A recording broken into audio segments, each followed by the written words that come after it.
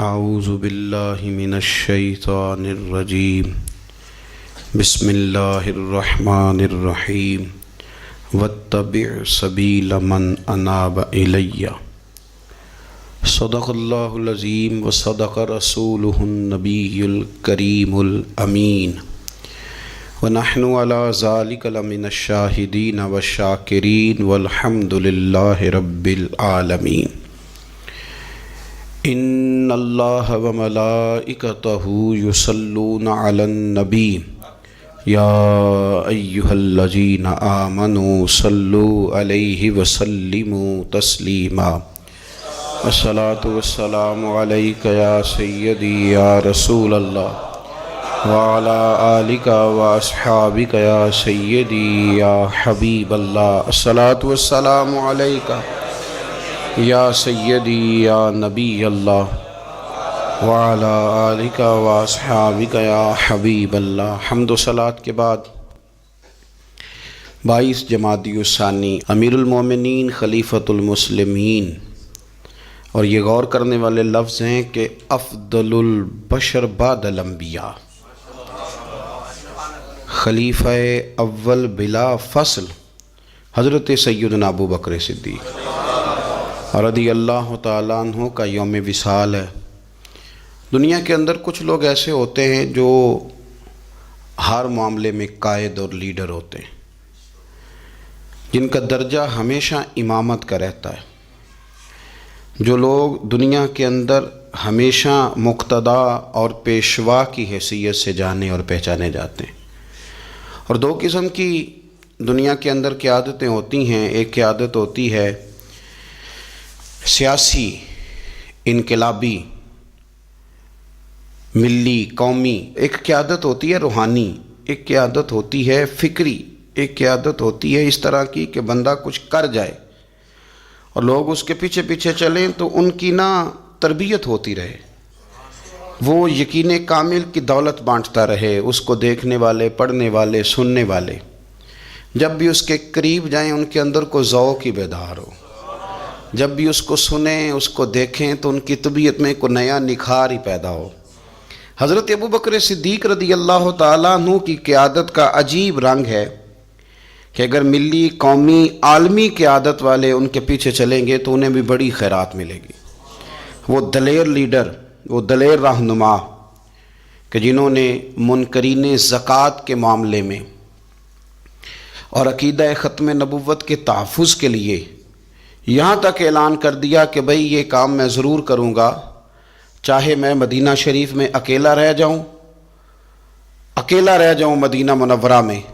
اور جنگل کے درندے آ کے میری بوٹیاں نوچ کے لے جائیں، تو پھر بھی قیادت چونکہ میرے ذمے ہے تو میں سب کچھ قربان کر کے بھی دین متین کا تحفظ کروں گا۔ یہ ہے ان کی وہ قیادت جس کے پیچھے پھر لوگ چلے۔ لیکن ایک تو یہ تاریخ ہے کہ ایک مضبوط اعصاب والے قائد، اور ایک تاریخ یہ ہے بڑے بڑے لوگوں کو دنیا میں وفادار کہا گیا، بڑے بڑے لوگوں کو عاشق کہا گیا، بڑے بڑے لوگوں کو کہا گیا کہ یہ فنا ہے اپنے محبوب کی محبت میں، بڑے بڑے لوگوں کو کہا گیا کہ ان سے بڑھ کے ادب والا کوئی نہیں۔ لیکن تاریخ لکھنے والے اور قوموں کے حالات قلم بند کرنے والے اور لوگوں کو ادب کا، عشق کا، وفا کا پیغام دینے والے جب بھی قلم اٹھاتے ہیں اور وفا کی وہ حد تک جانے لگتے ہیں تو انہیں سب سے پہلے جو نام نظر آتا ہے وہ حضرت ابو بکر صدیق کا ہے۔ وفا بھی ختم ہے، ادب بھی ختم ہے، عشق بھی ختم ہے۔ کوئی دنیا کی تاریخ جس میں ادب لکھا جائے گا وہ محتاج رہے گی کہ اسے خیرات صرف حضرت صدیق اکبر کے دروازے سے ملے گی۔ وفاداری ہو، ادب ہو، عشق ہو، جانثاری ہو۔ یہ لوگ بڑا کچھ دیکھ داکھ کے چلتے ہیں، لیکن اقبال جیسے لوگ کہنے لگے جس بندے نے ختم کر دی ہے بات، ختم بس کر دی کہ اس سے آگے ہماری کائنات ختم ہو جاتی ہے، بس وہ جناب صدیق اکبر کی ذات ہے۔ انہوں نے لوگوں کو بتایا کہ ہماری دنیا شروع بھی مدینے والے محبوب کے قدموں سے ہوتی ہے اور ختم بھی مدینے والے محبوب کے قدموں میں۔ صدیق کے لیے ہے خدا کا رسول اور بس، ختم ہو گئی بات۔ تو حضرت ابو بکر صدیق رضی اللہ تعالیٰ عنہ کی زندگی کو پڑھنا، ان کے احوال کو جاننا ادب والے لوگوں کے لیے، عشق والے لوگوں کے لیے، اتباع والے لوگوں کے لیے، سید عالم میرے پیارے حبیب صلی اللہ علیہ وسلم کے نقش قدم چلنے والے لوگوں کے لیے بڑا ہی ضروری ہے۔ وہ جتنی دیر تک حضرت صدیق اکبر رضی اللہ تعالیٰ عنہ کو پڑھیں گے نہیں، سمجھیں گے نہیں، اتنی دیر تک پتہ نہیں چلے گا کہ حضور کا ادب کیسے کرنا ہے، حضور کی اتباع کیسے کرنی اور محبوب سے محبت کیسے کرنی۔ یہ ضروری کام ہے۔ قرآن مجید فرقان حمید میں اللہ کریم نے ارشاد فرمایا،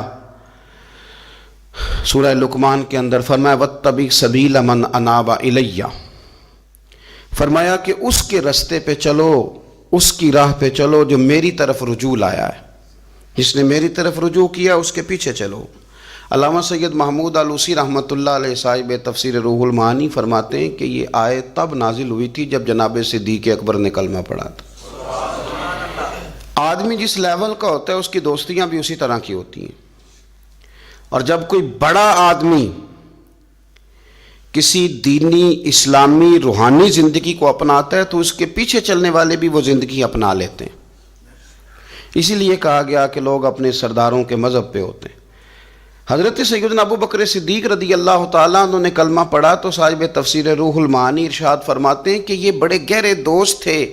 حضرت ابو بکر صدیق کے، جو تاجر تھے نا بڑے بڑے مکے کے، چونکہ جناب صدیق اکبر بھی تاجر تھے، جو تاجر سارے دوست تھے حضرت صدیق اکبر کے۔ کون کون؟ حضرت سیدنا عبد الرحمن ابن عوف رضی اللہ تعالیٰ عنہ، حضرت عثمان غنی رضی اللہ تعالیٰ عنہ، حضرت زبیر بن عوام رضی اللہ تعالیٰ عنہ، حضرت طلحہ بن عبید اللہ رضی اللہ تعالیٰ عنہ۔ یہ سارے لوگ حضرت صدیق اکبر رضی اللہ تعالیٰ عنہ کے دوست تھے۔ حضرت سعید بن زید رضی اللہ تعالیٰ عنہ، یہ سارے لوگ تاجر تھے۔ تو جب پتہ چلا نا کہ ایک بڑے تاجر نے، حضرت ابو بکر صدیق رضی اللہ تعالیٰ عنہ نے کلمہ پڑھ لیا ہے، تو یہ خبر جنگل کی آگ کی طرح پھیل گئی، ہر آدمی تک بات پہنچ گئی، ہر شخص نے اس بات کو سن لیا۔ اب وہ سارے لوگ تصدیق کرنے کے لیے کہ یار بڑا سیاںا بندہ ہے، بڑا سمجھدار آدمی ہے، تاجروں میں اس کا بڑا نام ہے،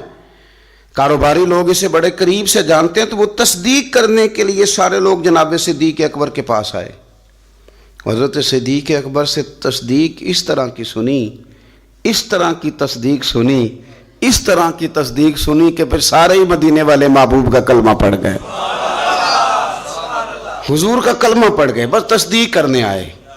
تصدیق کرنے آئے حضور سے۔ اور نبی پاک صلی اللہ تعالیٰ تیریاں ویکھ کے اداواں تے میں مرید ہی ہو گئی۔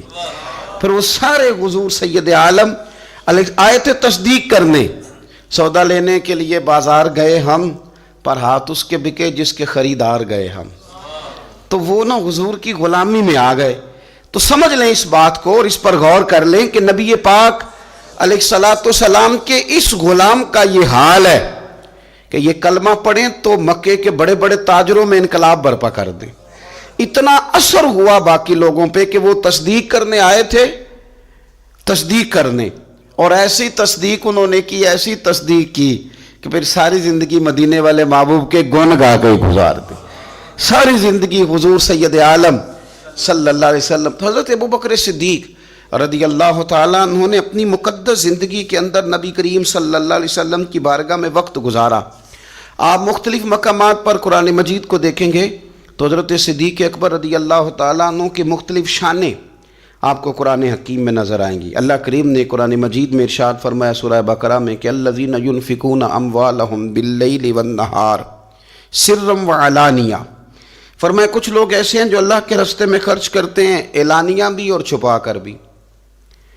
اور وہ کس طرح خرچ کرتے ہیں؟ رات کو بھی خرچ کرتے ہیں اور دن کو بھی خرچ کرتے ہیں، اعلانیہ بھی، چھپا کے بھی، دن کو بھی، رات کو بھی۔ تو یا اللہ ملے گا کیا؟ فرمایا فَلَهُمْ أَجْرُهُمْ عِنْدَ رَبِّهِمْ، ان کا اجر ان کے رب کے پاس ہے، وہ اللہ کے پاس ہے اور راز ہے، ان کا اجر ان کے رب کے پاس ہے، ان پر نہ کوئی خوف ہوگا نہ وہ غمگین ہوں گے۔ یہ وہ لوگ ہیں جو رات کو بھی خرچ کرتے ہیں، دن کو بھی خرچ کرتے ہیں، اعلانیہ بھی خرچ کرتے ہیں، چھپا کے بھی خرچ کرتے ہیں۔ تفسیر روح المعانی ہی کو آپ دیکھ لیں تو علامہ سید محمود آلوسی اندلسی رحمۃ اللہ علیہ فرماتے ہیں کہ حضرت صدیق اکبر کا ایک دفعہ خرچ تو ہمیشہ کرتے رہتے تھے، ایک دفعہ ارادہ بن گیا، اس آیت کے شان نزول میں لکھتے ہیں ایک دفعہ ارادہ بن گیا کہ میں نے 40,000 دینار خرچ کرنے اللہ کی بارگاہ، اور کرنے اس طرح ہے کہ دن کو بھی خرچ کرنے، اور اگر کوئی آدمی رات کو لینا چاہے تو اسے یہ نہ محسوس ہو کہ یہ تو صرف اجالے میں دینے والے ہیں، اگر کوئی رات کی تنہائی میں لینے آئے گا تو اسے بھی دیں گے، خرچ کریں گے اللہ کے راستے میں۔ اور 10,000 دینار، 40,000 کل دینے تھے، 10 خرچ کیے دن کو، 10 خرچ کیے رات کو، 10 اس وقت خرچ کیے جب ساری دنیا اعلان ہوتا ہے نا چندے کا تو سارے دے رہے ہوتے ہیں، 10 اس وقت خرچ کر دیا 10,000 دینار، اور پھر 10 چھپا کے خرچ کیا، 10 چھپا کے بھی خرچ کیا، یعنی اس وقت بیچ مجمع کے بھی دینا بعضوں کا بہتر ہوتا ہے کہ دوسروں کو بھی رغبت ہوتی ہے، کیونکہ ایک بندہ اگر کہیں خرچ کرتا ہے تو پھر دوسرے بھی دیکھ کے خرچ کرتے ہیں، تو جب سب دے رہے تھے تب بھی دیا، اور جب کوئی نہیں دے رہا تھا تو تب بھی دیا، اور دن کو بھی دیا اور رات کو بھی دیا، تو رب کریم نے پھر اس کا ذکر قرآن مجید میں فرما دیا۔ تو حضرت ابوبکر صدیق رضی اللہ تعالیٰ عنہ کی حیات مبارکہ کو آپ پڑھیں، اس پر آپ غور کریں، تو ایک مقام نہیں درجنوں مقامات آپ کو ایسے ملیں گے۔ اسی طرح امام فخر الدین رازی رحمۃ اللہ علیہ تفسیر کبیر میں فرماتے ہیں کہ یہ جو آیت ہے نا، ان الذین قالوا ربنا اللہ ثم استقاموا تتنزل علیہم الملائکہ، بے شک وہ لوگ جنہوں نے کہا کہ ہمارا رب اللہ ہے پھر وہ اس پر قائم ہو گئے تو ان پر فرشتے اترتے ہیں، اور فرشتے کیا کہتے ہیں؟ اللہ تخافوا ولا تحزنوا، خبردار خوف نہ کرو، غم نہ کھاؤ، وَأَبْشِرُوا بِالْجَنَّةِ الَّتِي كُنْتُمْ تُوعَدُونَ، اور خوش ہو جاؤ اس جنت پر، تمہیں خوشخبری دینے آئے ہیں اس جنت کی جس کا رب نے تمہارے ساتھ وعدہ کیا ہے۔ تو امام راضی کہتے ہیں یہ جو کہا نا کہ وہ لوگ جنہوں نے کہا اللہ ہمارا رب ہے پھر وہ ڈٹ گئے، پھر ان پر فرشتے اترے اور فرشتے خوشخبری دینے کے لیے اترے، فرمایا یہ بھی حضرت ابوبکر صدیق کی شان میں نازل ہوئی ہے۔ اس لیے کہ حضرت صدیق اکبر نے اس وقت کلمہ پڑھا تھا جب کوئی اور کلمہ نہیں پڑھتا تھا، پہلے مسلمان حضرت صدیق اکبر آزاد مردوں میں سے پہلے مسلمان، آپ نے کلمہ پڑھا، رش دیکھ کے تو بھائی عام جگہ پہ بھی بڑے لوگ آ جاتے ہیں، لیکن تنہائیوں میں ابتدا میں بالکل شروع میں جس ہستی نے صرف جلوہ والضحیٰ دیکھا، آج لوگ بڑے جمہوریت پسند ہیں کہ ساری دنیا جدھر جائے گی ہم نے ادھر جانا ہے، جدھر رش زیادہ ہوگا اس وقت ہم چلیں گے، لیکن حضرت ابوبکر صدیق رضی اللہ تعالیٰ عنہ اس وقت کلمہ پڑھا جب اسلام پر تنہائیاں تھیں، غربتوں کا دور تھا، انہوں نے یہ نہیں دیکھا کہ ساری دنیا کدھر ہے، انہوں نے یہ دیکھا کہ میرے محبوب کی رضا کدھر ہے، اور پھر اس پر انہوں نے تکلیفیں برداشت کیں، تکلیفیں پلیٹ میں رکھ کے نہیں غلامی مل جایا کرتی، تکلیفیں برداشت کی، مار بھی کھائی، مال بھی دیا، تکلیف بھی سہی،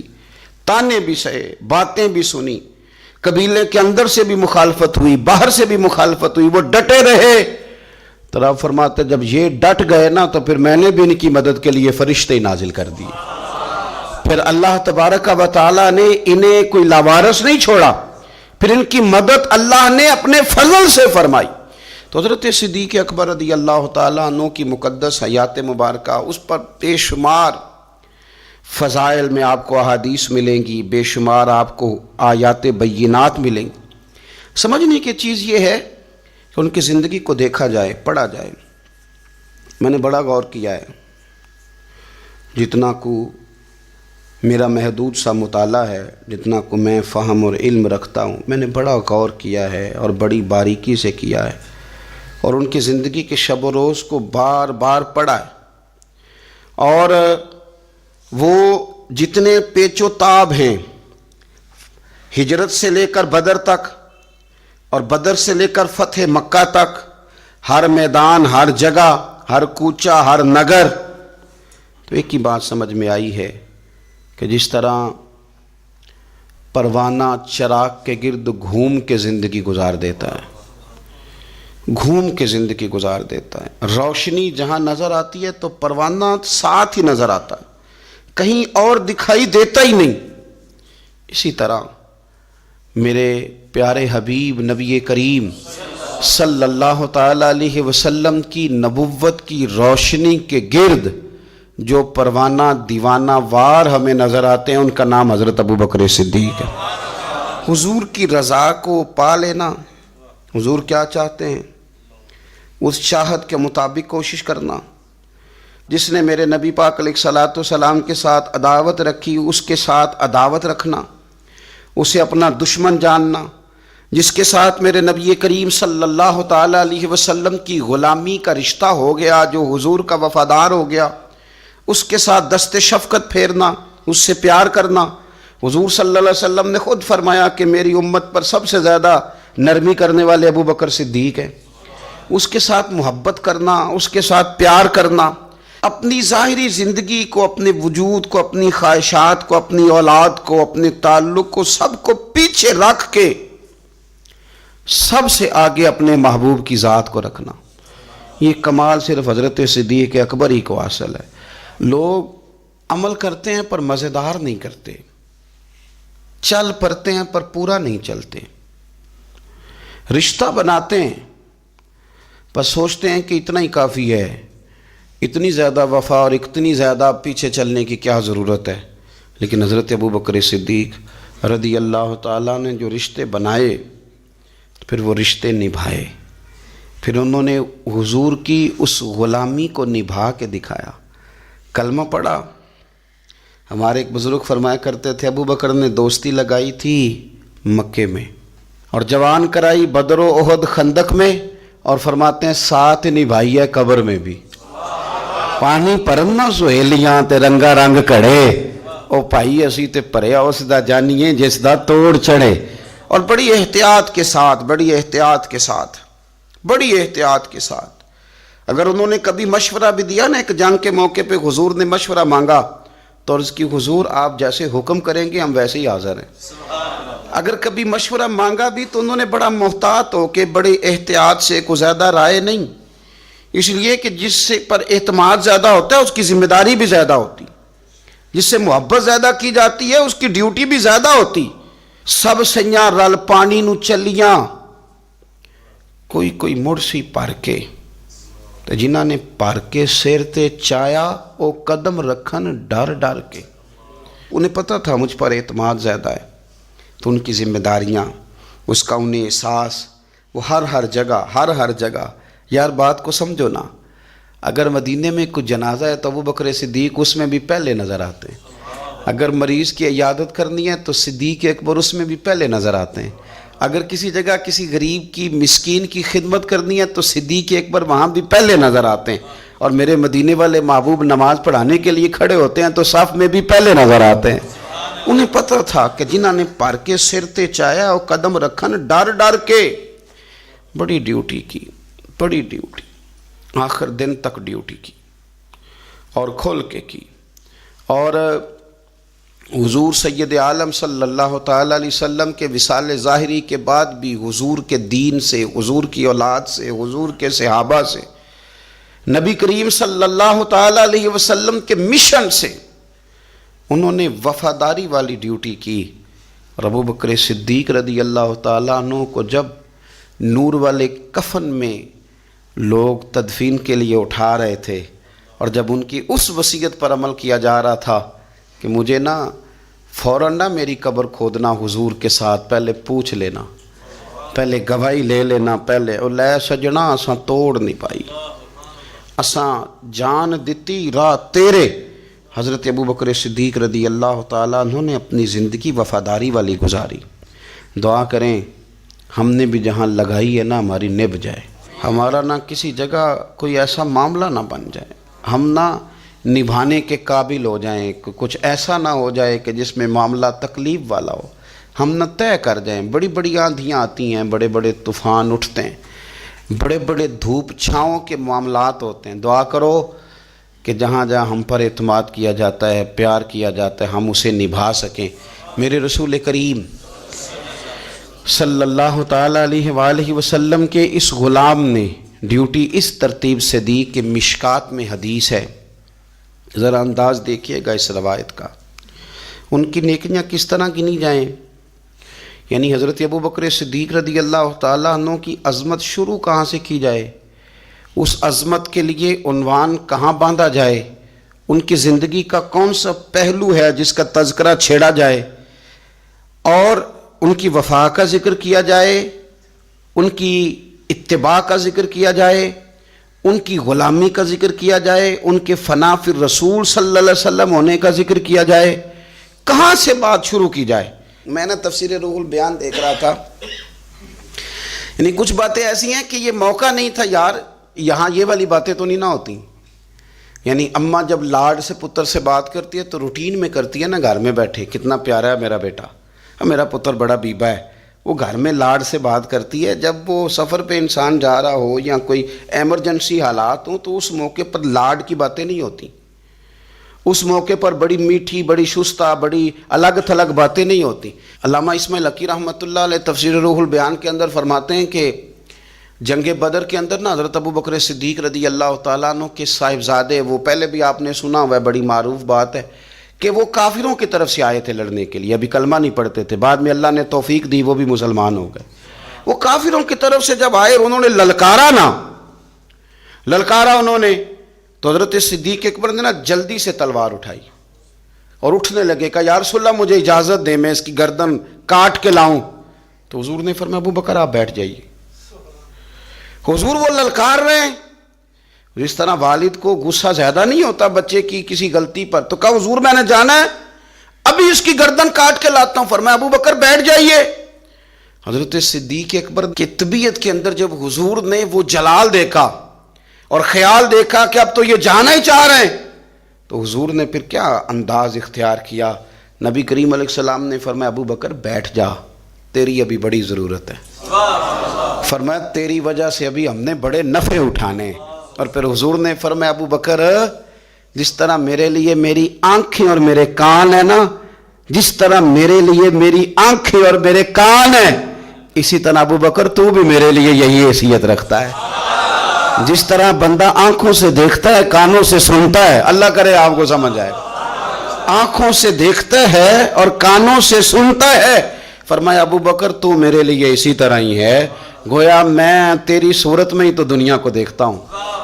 تو عشق میں، پیار میں، وارفتگی میں جو اللہ تعالیٰ نے اعزاز انہیں عطا فرمایا وہ ہمیں سکھا گئے کہ حضور کی محبت میں جینا کیسا ہے، اس محبت کو نبھانا کیسے ہے، اور اس کے اندر تا دم آخری کس طرح کر کے وقت گزارنا ہے. بس شرط یہ ہے کہ سیکھیں، ان سے سیکھیں. جنہوں نے آج تک فیصلہ نہیں نہ کیا کہ وہ کیا ہیں، وہ دیندار ہیں کہ دنیا دار ہیں، وہ شہری تو ہو کے جینا چاہتے ہیں کہ دیہات کے کلچر میں بسنا چاہتے ہیں، وہ طریقت کے راہ کے مسافر ہیں کہ وہ کوئی سیاست. جنہوں نے آج تک فیصلہ نہیں نہ کیا تو جو فیصلہ نہیں کر سکے وہ نتیجہ کب حاصل کریں گے؟ ہم فیصلہ نہیں کر پاتے ساری زندگی، ہمیں پتہ ہی نہیں ہوتا دراصل ہم کیا ہیں. بس زندگی میں جن لوگوں نے فیصلہ کر لیا ہوا ہے نا کہ ہم کیا ہیں، ہم درویش ہیں، فقیر ہیں، صوفی ہیں، ہم دنیا دار ہیں، ہم مال و دولت والے ہیں، ہم سخی ہیں، ہم متقی پرہیزگار ہیں، عبادت کیا ہیں ہم، جنہوں نے فیصلہ کر لیا ہے نا پھر ان کا سفر بھی شروع ہو گیا، ان کا سفر بھی شروع ہو گیا. جب سفر شروع ہو جائے تو پھر کبھی نہ کبھی منزل بھی آ ہی جایا کرتی ہے. لیکن جنہوں نے ابھی تک فیصلہ ہی نہیں کیا تو وہ کس طرح کر کے منزل تک پہنچیں گے. دعا یہ ہے کہ اللہ تعالی ہمیں حضرت ابو بکر صدیق رضی اللہ تعالیٰ عنہ کے طریقوں پر چلنے کی توفیق عطا فرمائے. اللہ ہمیں ان کے رستوں کا مسافر بنائے، ان کی وفاداری، ان کا عشق، ان کی غلامی کے اللہ ہمیں خیرات عطا فرمائے. آخر دعوانا ان الحمد للہ رب العالمین.